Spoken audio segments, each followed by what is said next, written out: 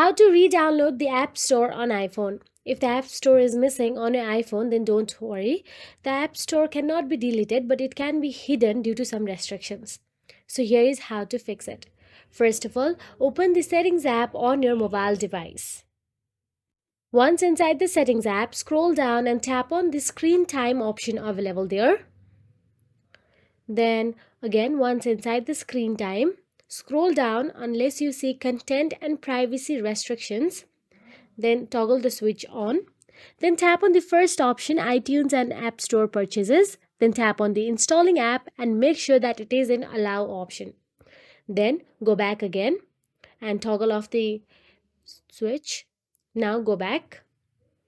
Then again in the settings, tap on the general option available there.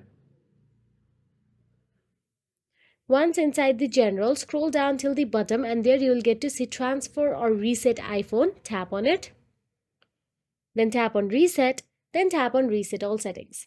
So that is it. If you found this video helpful, please like, share and subscribe, and thank you so much for watching.